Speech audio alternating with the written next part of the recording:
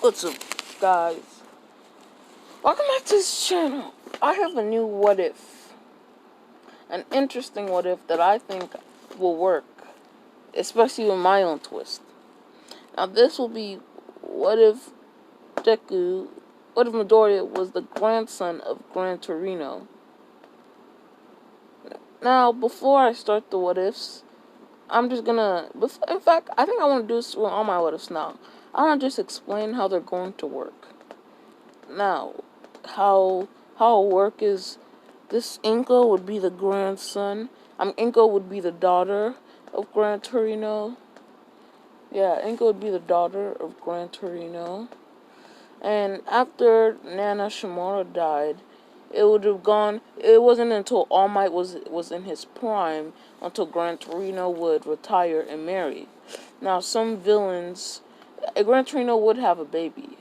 But some villains that Gran Torino took down a long time ago would have gone searching for him for their revenge. They would see, Gran Torino's wife take her hostage. Now Gran Torino would from the help of All Might and that one police commissioner dude would track the dudes down and take them into custody, but they would have killed Gran Torino's wife. Now, of course, Gran Torino would have raised Inko and sent her to college, where she trained to be a stay-at-home mom. I'm just kidding. I'm gonna say this time Gran Torino would have wanted her to do something better, so I'm gonna say Inko is actually a saleswoman, an advertiser. She advertises products. Because I don't want Inko to be a stay-at-home mom. I just find it kind of stupid. And, well, that's it. Oh, yeah, Midoriya's quirk. His quirk will be called Steam. Now, we all know Gran Torino can... I think Gran Torino's quirk is called Jet. And it allows him to, create steams from his foot that allows him to move around quickly. Now, Midoriya's quirk will be an upgraded version of that quirk. I guess I have to say what Inko's quirk is. Now, I'm gonna make this up. Inko's quirk would be heat. Now, she could just release heat off of her body. And, yeah,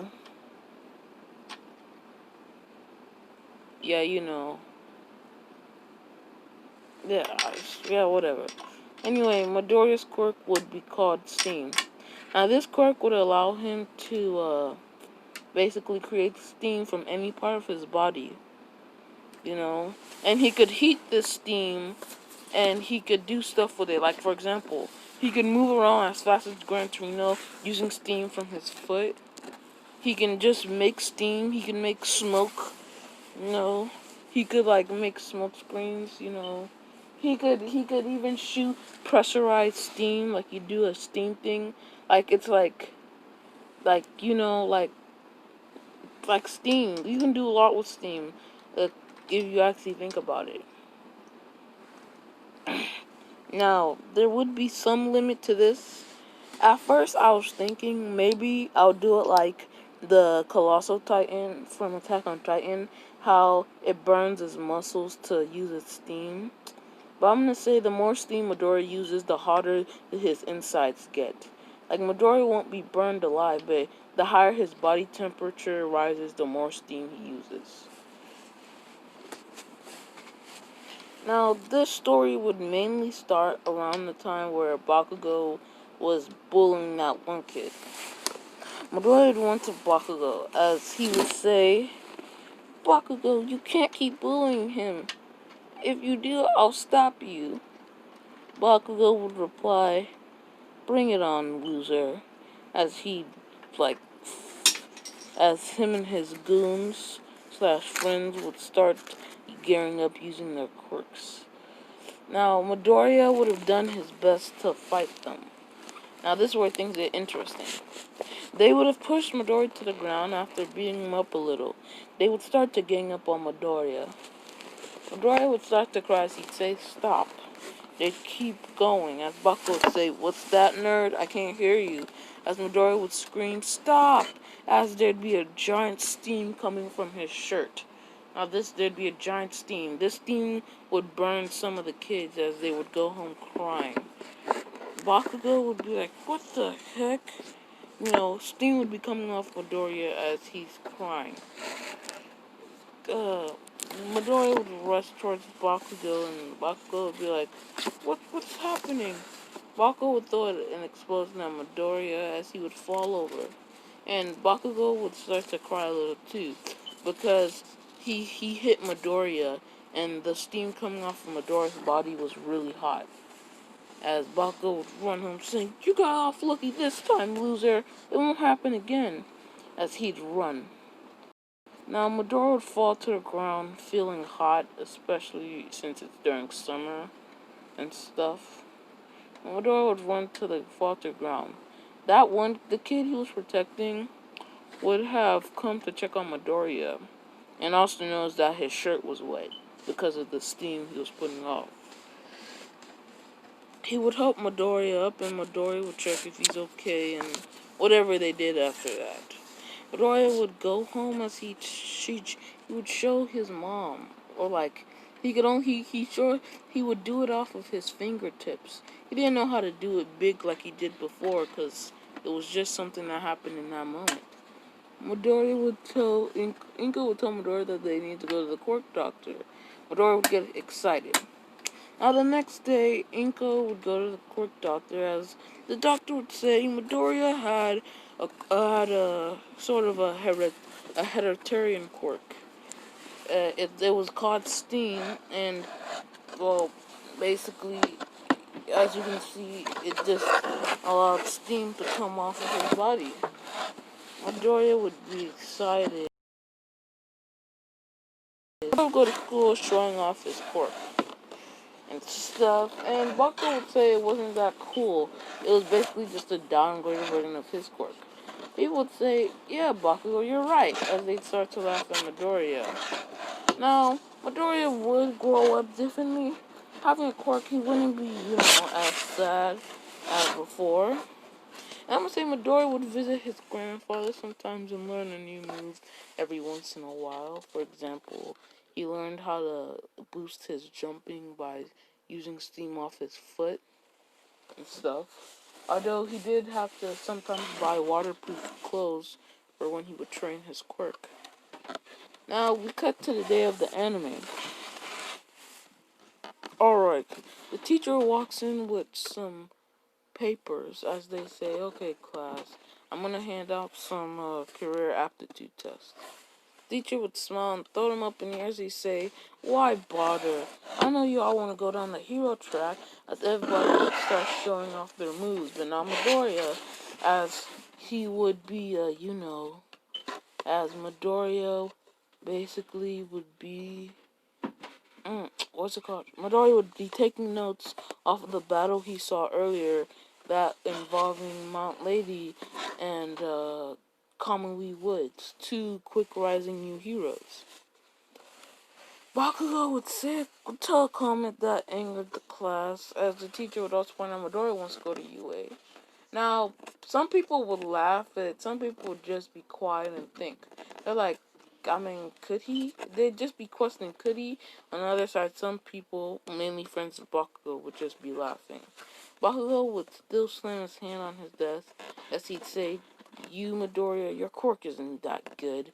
Like I said, like I've been saying since we were kids, it's just a downgraded version of mine. Midoriya would say every quirk is every quirk is different, Bakugo. Bakugo would say, see, you're stuttering, you stupid idiot.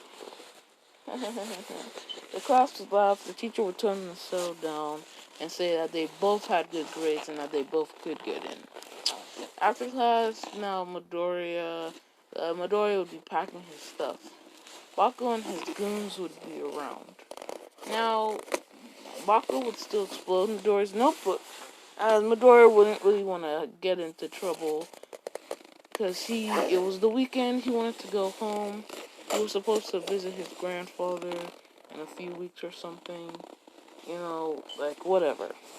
Bakugo would, Midoriya would let it slide. He'd walk outside to see the pond where the notebook had fallen. Midori would scroll through the notebook to see some of the pages were ruined, but not all of them. Now Midori would use his quirk and heat it up, steam it up, drying it mostly. Midori would walk home as he would be encountered by the sludge villain again. The sludge villain again would try to take over Midori's body. As the sludge villain was dropping on Midori's body, Midori would start to release steam. The goop of the sludge villain would start to look like it was boiling, and the sludge villain would let go. The sludge villain would say, "You brat," as the next thing, "Texas Smash!" as the villain would be dispersed. "Hello, young man. Sorry it took me a while to get there. This city's sewer systems are very different from my city." Midori would be like, "No way, it's All Might.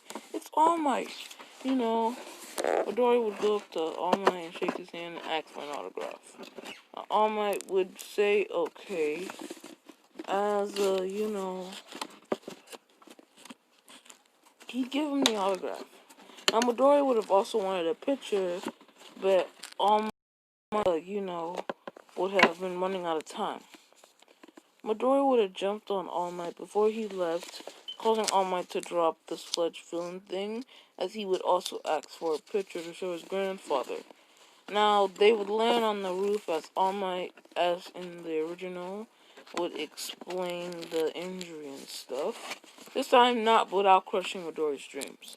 Midori would be walking home, feeling sad for All Might, as he'd hear an explosion. Being curious, Midori would follow it as he'd see Bakugo being attacked by the sludge villain. He'd also see none of the heroes around doing anything. Meanwhile, All Might would be looking, thinking that he can't do anything. Now, while Midori would run through the crowd. He would take his book bag and throw it at the sludge villain's eyes, as the sludge villain would let go of Bakugo for a little, letting Bakugo breathe. Midori would start to use his quirk, also while pulling away the sludge villain, pulling it off easier. The sludge villain would have said, "You stupid kid," as the sludge villain would have gone to attack Midori. Midori would have put his hand in front of him as he started to let off steam. The sludge villain would start to attack random places, but it was close to attacking Midori. As All Might would jump in, saying, Actually, this time he wouldn't even say anything due to him not giving that speech to Midoriya. He would have still knocked out the sludge villain, and Midori would have been scolded and praised, while Bakugo would have been praised. Midori would walk home as Bakugo would meet up with him. Bakugo would tell Midoriya, "It doesn't matter that you saved me. You won't be anything, and you won't amount to anything. You'll just be lucky if you end up as a rent-a-cop." As Bakugo would walk away, Midori would say, "I guess that's the closest thing to thanks I'll get." As while also walking home, Midori's thinking about more training. As All Might would jump in front of him, as he'd really just say to tell him the secret. Now, Midori would postpone every meeting with his grandfather till then. Okay. Actually, no. Basically, All Might would want to give one for all to Midoriya. Now, All Might would have sent a message to Gran Torino saying that he chose his next candidate, and his name was Izuku, whatever Gran Torino's last name. No, Izuku Midoriya, because Inko would have taken Hasashi's name, and I believe Hasashi's name would have been Midoriya. But Inko would have taken Hasashi's name. So Midoriya. Gran Torino would reply and start packing his bags. One day after training, Midori would come to see Gran Torino there. Now, they would talk as normal, and Gran Torino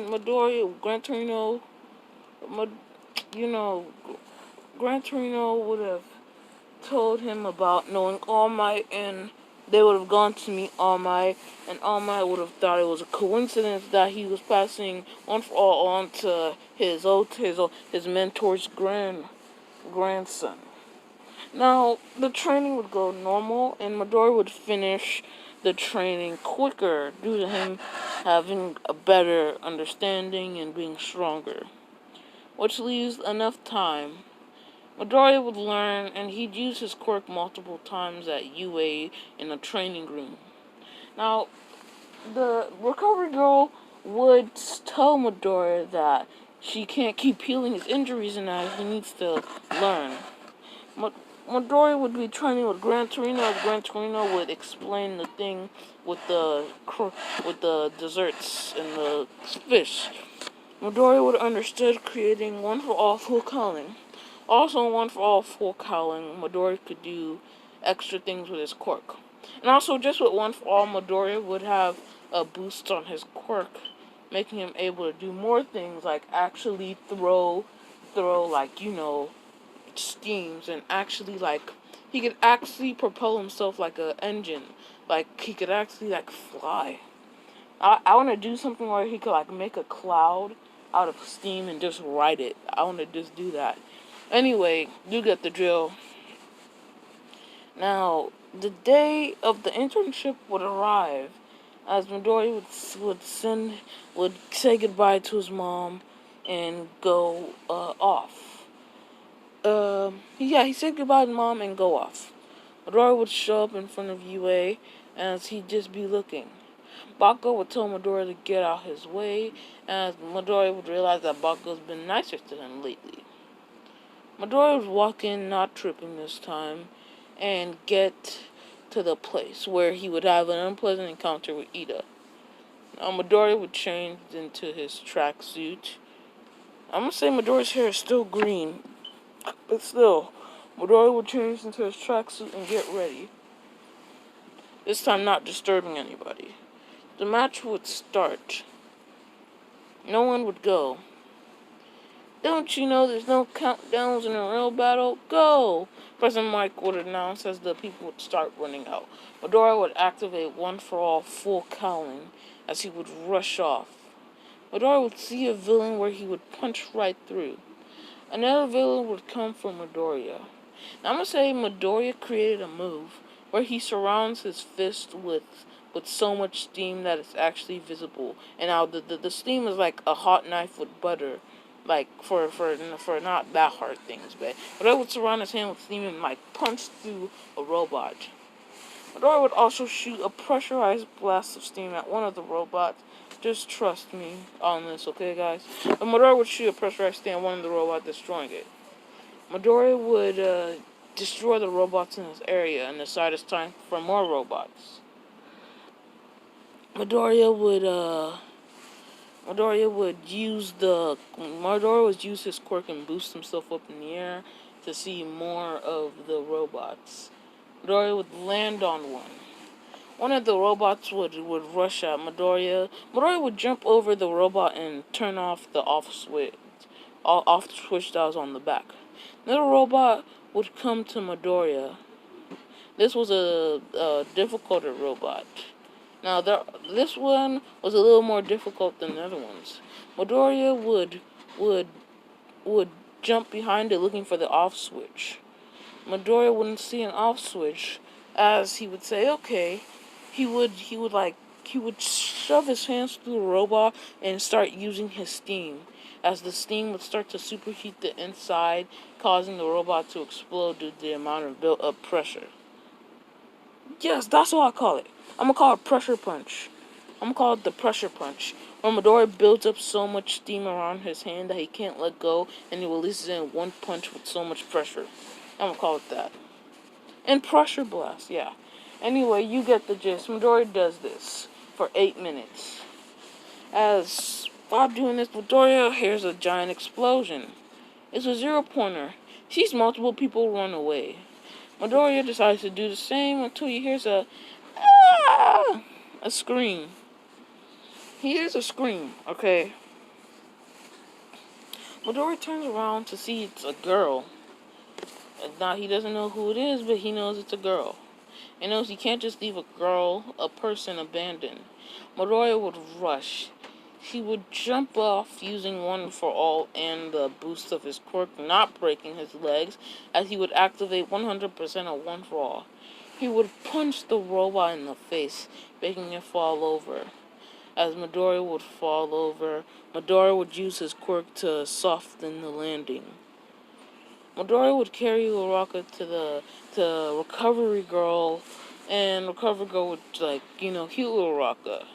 And Midori would ask Uraraka if she's okay, and Uraraka would say she was. The examinees would go home. Now, this is the end of the episode. From now on, comment if you want another part. Because even if just one person comments, I'll do another part. I'm going to start doing that. If no one comments, I'm not continuing the what if. Like, the max limit, since I am new, I'm going to say 2 months. You have 2 months to comment on a video. If no one does that, I'm not making it.